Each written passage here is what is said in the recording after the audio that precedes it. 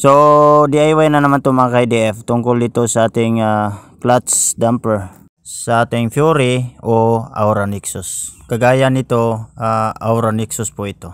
Ang problema ko kasi dito ay maluwag na ang kanyang clutch damper. Kaya ginawan ko ng paraan kasi napakaingay po kapag umanda na po itong makina. At may delay ang kanyang arangkada kasi malaki na po ang clearance. Ang isa sa reason dito kung bakit nag-DIY tayo dahil mahirap tayo maghanap ng rubber damper nito. Sobrang tagal na kasi ito, nasa ilang taon na to, nasa 25 years na ata. Kasi nabili ko to 2018 second hand. At wag kayong magtaka mga ka-IDF kung bakit naka-welding yan kasi naka-manual clutch na po ito, kina-convert ko. May video na ako dyan kung paano ko ginawa. So balik tayo dito mga ka-IDF, no? I-share ko sa inyo itong ginawa kong DIY. Unang-una po ay may nagsuggest sa akin na kasya daw ang Honda Dream at XRM o Wave 100 na clutch rubber damper. Ito po ay XRM. No, magkapareho lang po yan, kasya daw, pero sa totoo lang ay hindi po yan kasya, no? Maliit po itong sa Honda, so hindi naggamit yung binili natin. Ayan. Sa totoo lang maliit siya ng kaunti dito sa ating Fury o Kawasaki Aura Nexus, pero hindi ko alam sa ibang brand. KRX po kasi ito, yan, KRX. Iwan ko sa ibang brand, baka kasya, baka sa paggawa lang, no? So yan, so magamit lang dito ay itong kanyang rivet. So mas malaki po itong sa Fury. Yan, so kapag nagpalit tayo, ito ang isalpak natin dyan. Ang mangyayari ay mas lalong umaalog yan, mas lalong umaalog yung ating clutch basket. Yan, so ito malaki po ito. Yan, hindi ko na lang maipakita sa inyo mga ka-IDF, basta medyo maliit ng kaunti yung sa Honda.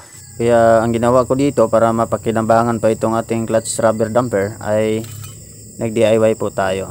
Ayan, so ito po yung ginagamit ko. Aluminum po ito mga ka-IDF, no? Ang can sa spray paint.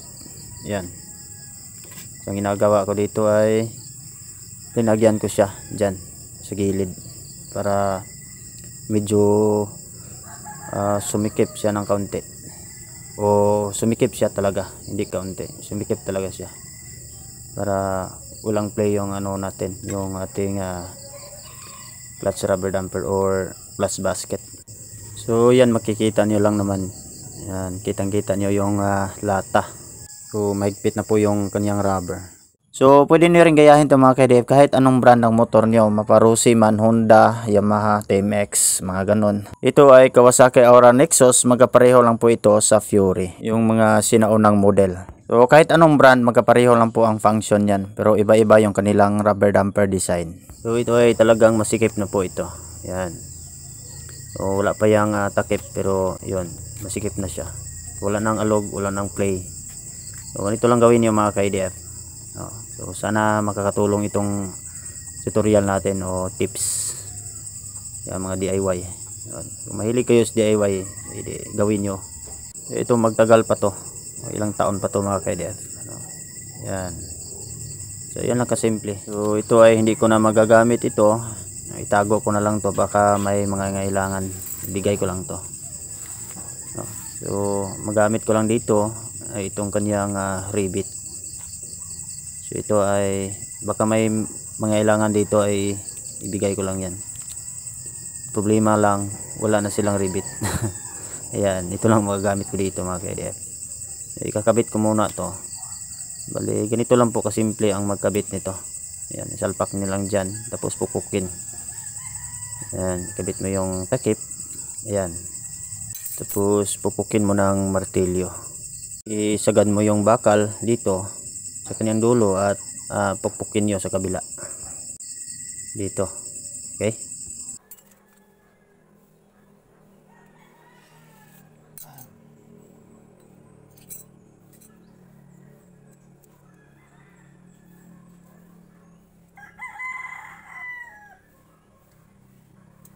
so ito lang gagawin natin.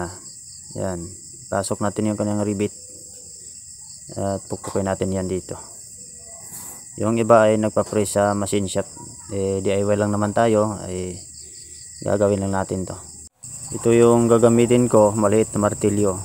Ayan, kayo nang bahala kung dumiskarte kung anong bakal yung gamitin nyo. Ayan.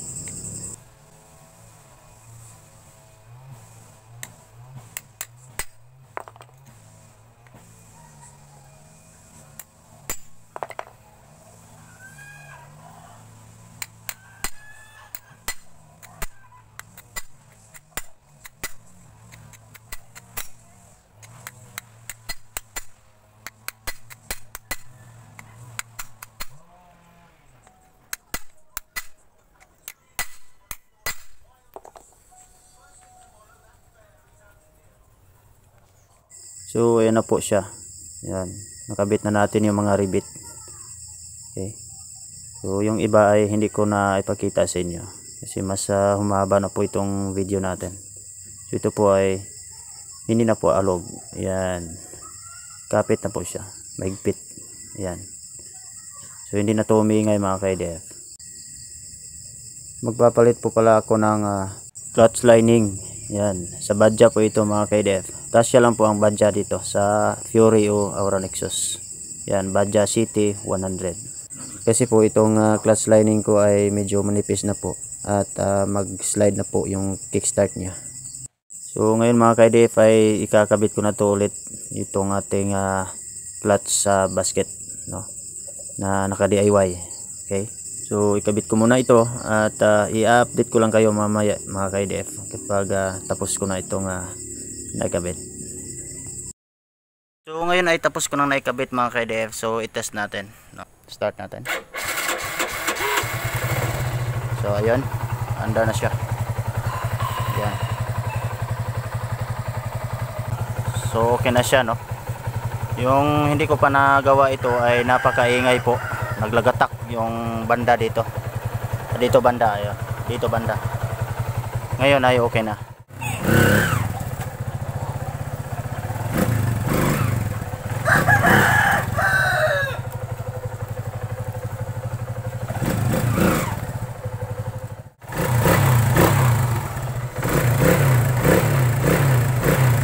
Yan. So okay na siya mga ka-IDF, no? So yan po ang Kawasaki Aura Nexus.